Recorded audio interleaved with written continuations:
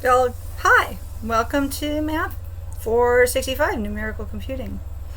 I wanted to get on camera a little bit just so you could see who I am, but I don't usually use this camera. There's no real use for it, but you know what I look like, so now you know what I look like. So you're probably used to Blackboard, that's my expectation. This isn't going to be our normal landing spot, but some of you will enter through this path initially, so I wanted you to see how you could get to Canvas through Blackboard. I'm really hoping that that link works for you, and then this should land you at the right spot. Okay, and I did leave a copy of the syllabus in Blackboard just on the off chance that you weren't able to make it all the way to Canvas. If you have any trouble getting to Canvas, please let me know. Alright, so I'm just going to go through a couple main things about the syllabus. One thing is, okay, my office doesn't really exist. It really exists, but you know the story.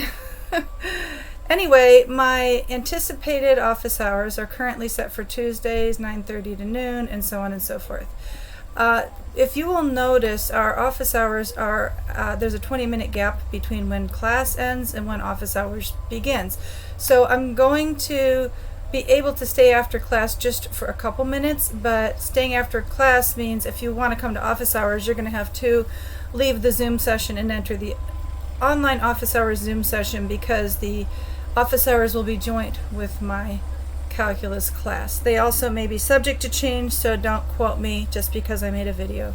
Okay, so if I send you an email and let you know the office hours have changed, then those will become the new office hours.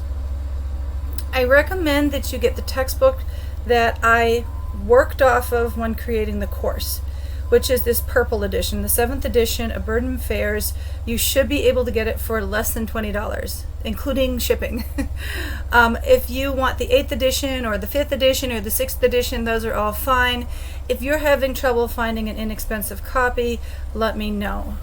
The purpose is not to spend a huge amount of money on a book, but to find a book that suits our needs in the price range that makes sense.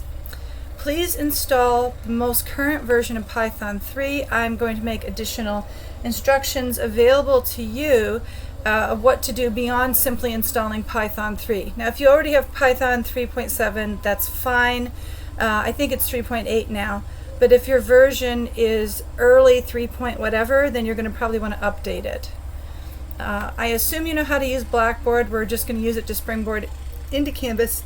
As you probably know, American University is transitioning out of Blackboard and into Canvas, and so I want to get to know it better, and I want you to get to know it better, and you are highly capable students, so I'm going to do this to you and not my calculus students, so that I can get feedback from you about what works and what doesn't work in Canvas. Okay, so I think you guys are quite mature and capable of this task, and that you can give useful feedback to me that can help other faculty and myself prepare for future courses.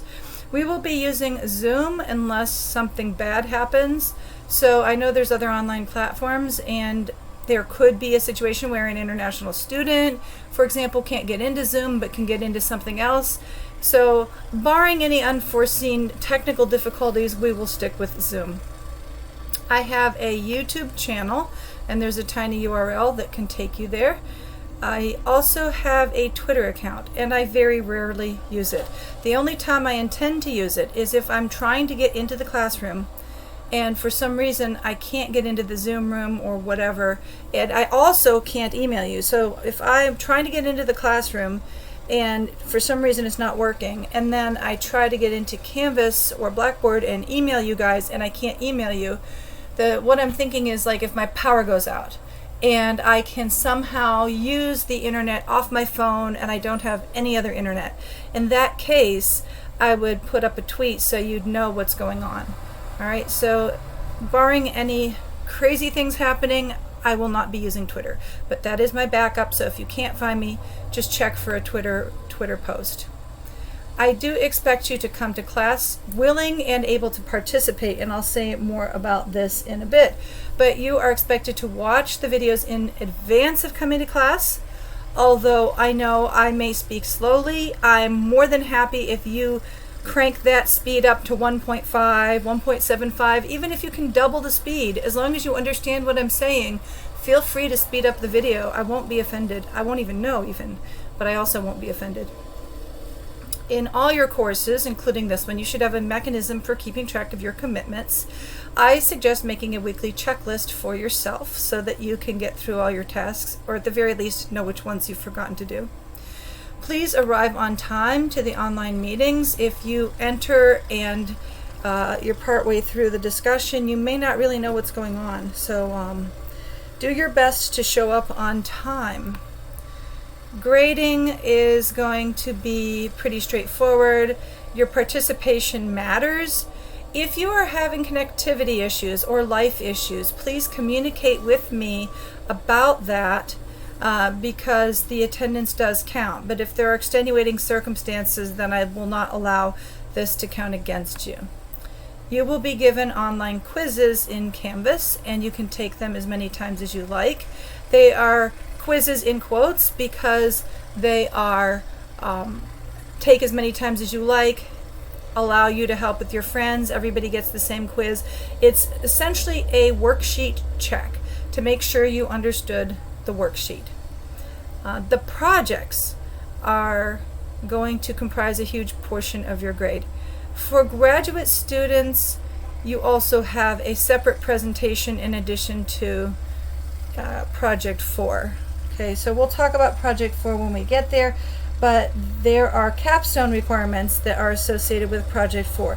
So Projects 1, 2, and 3 will be the same for everybody, and they will increase in difficulty. And Project 4 will be the most comprehensive because you will have to do research and synthesis and things like that. So we'll talk about that. So the projects are not equally difficult, but they are equally weighted, with the exception that I'm not going to submit a grade for you if you haven't finished Project 4, because that would imply that you passed the capstone requirement when you have not. So that one's a little sticky. You have to finish Project 4 or I can't turn in a grade for you. Okay, extended time and other accommodations. There are no exams in this course. Everything is going to be demonstrated in projects and homework checks. That's the quizzes. So if you do need any extended time or accommodations for any reason, please talk to me about it. It could be a medical emergency. Just communicate with me about that. Here's the schedule. You'll look at it yourself. I don't know if this link works or not. It may or may not work. It did work and then they turned it off again, and hopefully when they turn it back on it will be there. But there will be something at the Provost website that tells you what the final exam schedule looks like. So the expected workflow is that you will watch the video on your own and you will take notes for yourself on that topic, followed by your first attempt to read and work out the exercises associated with that video. Then you will attend class with your classmates in order to help field questions. My intention is to probably break you into little groups based on the question types I'm hearing from you. Some people may be in slightly different places, and in that case I'll break you up based on where you are in the worksheet. Okay? Some worksheet questions will not necessarily be covered in the quiz. If that happens and you have a question about that exercise, then please just ask during class or office hours. Programming projects will be submitted online, and they will each involve a substantial amount of effort. You should consider each one to be like an exam. That's the best way to think of it. They will take a considerable amount of time. However, the amount of time you need for the homework will decrease towards the end of the semester, and the amount of time needed for the projects will increase, and I'll mention this again in a bit. The online quizzes must be submitted by the due date, but they can be taken repeatedly. So usually, especially with an online class, I just make the due date the end of the semester, and that's wonderful and dangerous at the same time. So by letting you submit over and over again, sometimes people relax and get behind, but it's also the best way to encourage people to get ahead, because they know they can get 1 or 2 quizzes ahead of everybody else, and that will help smooth out their progress in the semester. So I hope that you will work ahead. There will be 4 Python projects for the course. You'll watch videos and begin work on the projects prior to the date on the calendar, which is set aside for questions. Okay, so at the present moment there are no videos for the projects, and I'm not entirely sure if I'm going to make videos for all the projects, but if there are videos associated with the projects, then you're expected to watch the videos in advance. It may not be necessary. In that case, you may just have to read the instructions. Graduate students will be assigned topics as enrichment to the course, and they will be giving their presentations either during the final exam slot or the last scheduled day of class, but we will work that out together as we work out the details of those final weeks. Academic integrity is a big deal. I do not expect, nor do I want to have to deal with any fallout this semester. I do not think it is worth your effort to violate the academic integrity policy. I've given you plenty of chances to redo, and I will allow you to resubmit things.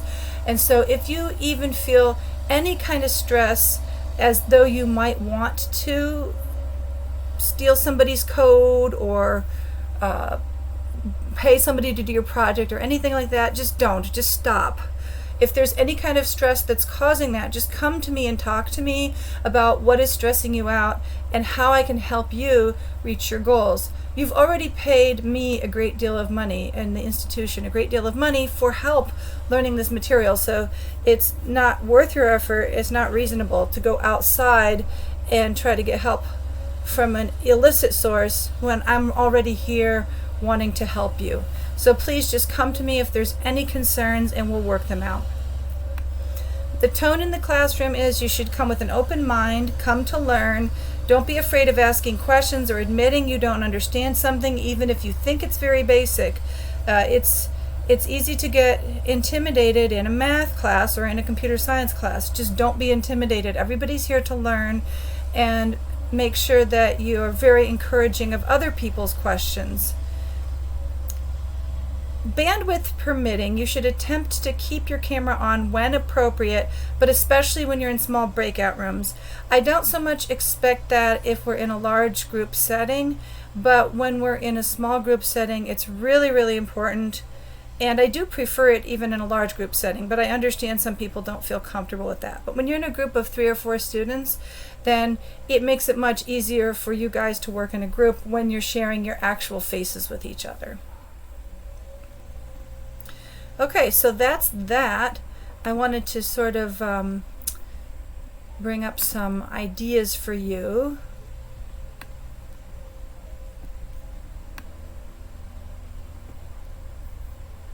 Okay, so this is MATH465, 665. Welcome.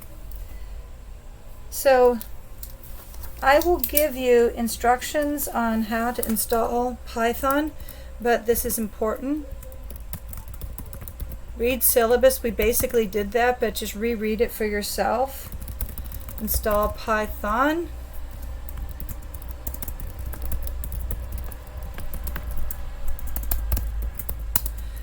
I would like you to find Canvas through Blackboard, probably. Okay, so those are things you want to do. All these things you should do before the first day of class. And you should, where you're watching this video, watch syllabus video, this one, and video 1. Please note that there's a video between video 1 and video 2. That's a refresher for binary and hexadecimal for those people who may have forgotten, or maybe in their intro to programming it was never covered. So for those students, you should watch that video hex refresher, and that goes essentially with video 2. So it's a preliminary video to get you ready for video 2. There's also another video, that video 13 is split into video 13 and 13B. So I think all the other worksheets are pretty much one video is one worksheet, which is one quiz. So there's 16 sets of those. Okay, 16 sets of video, worksheet, and quiz. Again, quiz is in quotes because it's open book, open notes, open internet, open teacher, open colleagues, open anything, and redo repeatedly until you understand it. Okay, this part is the backbone of the course in terms of backbone of the content. Okay, but this is not where you prove yourself. You're going to prove yourself, you're going to just prove yourself in other ways as well. So you kind of think of this as half of your points. It's not exactly half, but that's kind of where half of the bulk of your points are coming from. You're going to have also projects for proving you understand how to use the content. You're going to use projects 1 through 4. 4 is special. That means only you will have your project 4. And grad students, you do a presentation. Lots of fun. Okay. Let's make sure I'm covering what I wanted to cover. So this course is based off of Burden and Fairs. I recommend you get a copy of the book.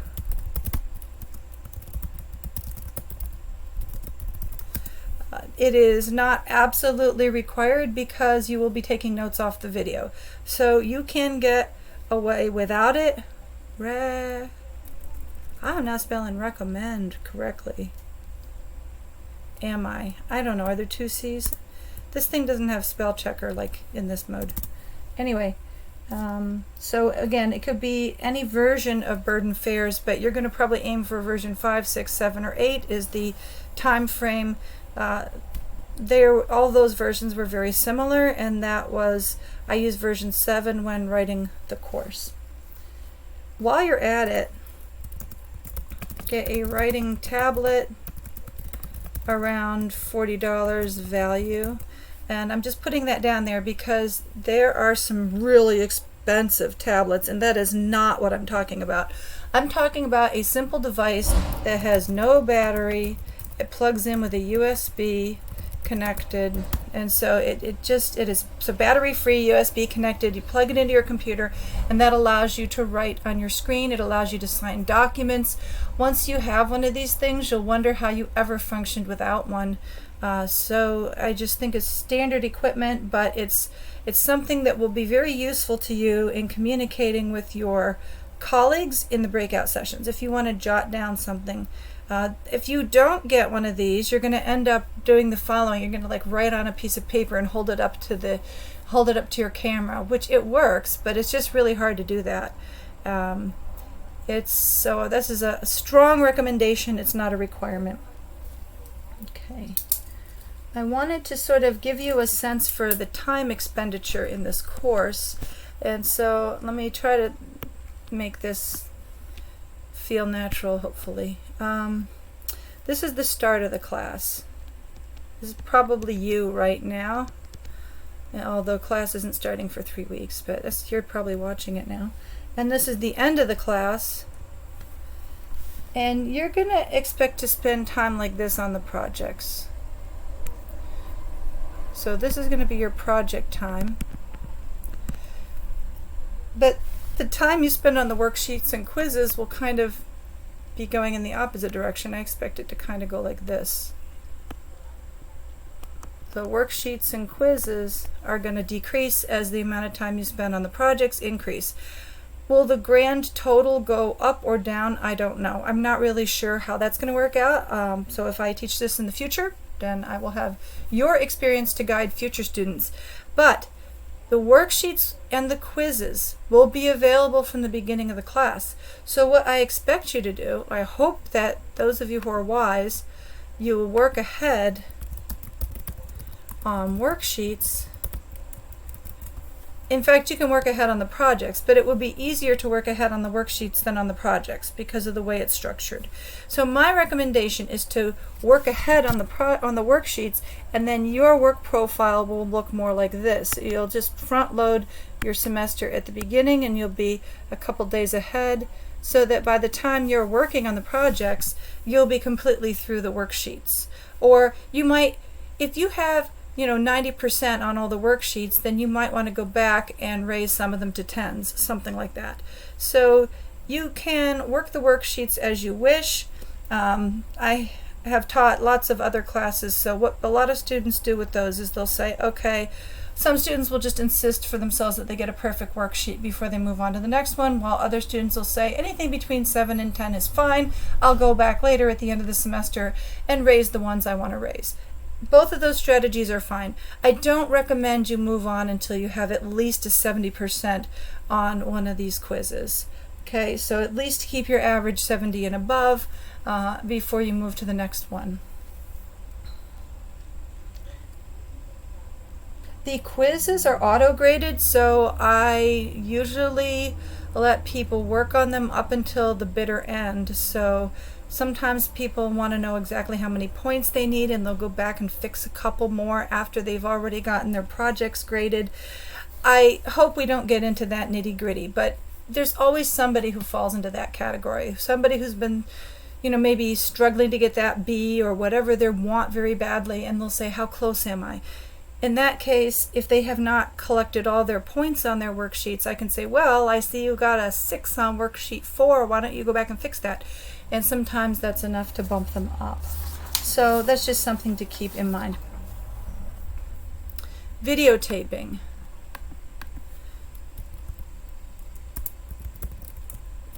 So my intention is that there will be little to no need for any kind of videotaping during class. However, if somebody knows in advance they're going to be absent and they wish for something to be videotaped, I'm not averse to it. But that's not my preferred way of communicating with you. So my intention is that I will capture on video anything that is lecture-like, so that it will be available. This means I can put it on YouTube and it will be auto closed captioned, which is important for some people. Especially if the sound quality isn't coming through very well, that helps. And this is why I was originally on YouTube and tried switching over to Vimeo, and I came back to YouTube because Vimeo doesn't auto caption. So that's a nice thing about YouTube. Okay, so my intention is if people ask if an important question is asked in class, I will likely make a video for that question. So that's my typical way of dealing with the issue. Like I said, I will be happy to videotape things upon request, but I hope that is not necessary for most situations because of the way I've structured this. Okay. Also, if there's going to be videotaping, I want to make sure the students who are in the classroom are okay with that, which they probably are. Scheduling.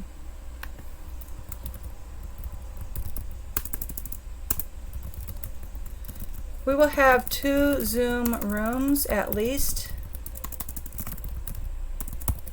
Okay, so we're going to have 1 Zoom room for our classroom. So class is going to be in 1 room. I already said this. And my office will be in another room. And that's because I'm also teaching another course. All right, and so the way it works, our class ends and we have a 20 minutes transition period before my office hours begin. So if we go over a certain amount of time and we're still talking, we'll just move over to the other Zoom room because I don't want to be in my other classroom when my Calc 1 students come to office hours. So I don't want to keep them out. Okay? And again, I've told you in the video when my office hours are, but please double check to make sure those are correct. If I make any changes, that will be posted on Canvas and I'll send you out an email. Also, I have a special email address that I'm not going to tell you on this video, but I'll tell you when we are in private. Special email. So I have trouble with email, and I get buried under piles of it, and I really don't know how to climb out, and this happens to me quite frequently. And so I have a special email that I just give out to my students, so that if you need to get a hold of me within the day, or you need to get a hold of me quickly, then you send to that special email account, and that actually puts an alert up on my phone. It's the only email address I have that actually triggers the phone alert, so I go and read the email right away. And so if you need to use that, that's for you, because I want you to be able to circumvent my email backlog. I also have a cell phone, and especially if you're an international student and you need to get a hold of me on WhatsApp, I'm happy to share that information with you as long as you promise to be respectful with it. I have yet never had any trouble with any students having my cell phone number, and so I am happy to continue doing that. I just ask that you don't call me, you just text me. I've had, like, my students seem to understand that. So, and also Twitter. So WhatsApp and also Twitter. I don't use Twitter, but in emergencies, please check it. So if you're expecting to see me in office hours, you're expecting to see me in class, and you can't find me and there's no email from me, then check Twitter, because there are occasions when, if the power goes down, I will not be able to get into email through Canvas or Blackboard, but I would be able to put up a Twitter message. So that's just to see, like, where is she? Why is she not here? And so if my power, actually our power hasn't gone out in a really long time. I mean, for a substantial amount of time. But it did happen the year before I started working here, where the power was out in my neighborhood for a full week, I think. So it can happen. So I just need a backup plan. Well, here's a question for you. Are you ready? Are you ready for this course? Well, do you understand Calc 1 and Calc 2 material? If you took those courses and you're a little rusty, you may want to review some of that. Linear algebra.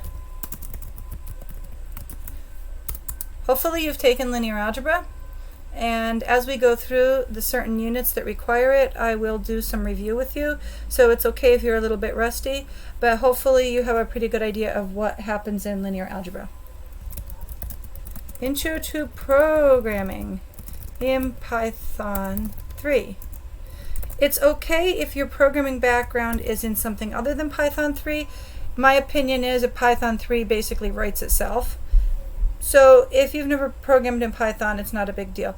But you will want to have definitely programming in your background, and Python 3 is what we will use. I have a Hamming quote I want to share with you. So this is something that Hamming writes in the beginning of one of his textbooks. He writes, "The viewpoint adopted throughout the text," meaning his textbook that he's introducing to you, "is that applied numerical analysis is a subject in itself and is neither a part of programming nor a branch of mathematics. These differences are deliberately stressed since most students seem to feel that applied numerical analysis is closely related to mathematics or programming or both, and they need to be warned repeatedly that in practice there are many significant differences." So the student view, and I think it's totally okay that this should be the student view, is that the course relies on both programming and mathematics heavily. So I'm going to take a stand not exactly in line with what Hamming is saying, but I'm going to sort of tone it down a little bit. A student should view this course about how to get your computer to do the tasks of calculus and differential equations, because really the computers, are unintelligent machines and they need to be told what to do. However, the professional view, all the researchers in this field, the people who do this for a living, are what we call elite hacksaws, and I spelled it that way on purpose, elite hacksaw. Okay, so they're also really good at math. So to them, they can hold this view that they're in a totally different world. So here's a viewpoint I want you to think of.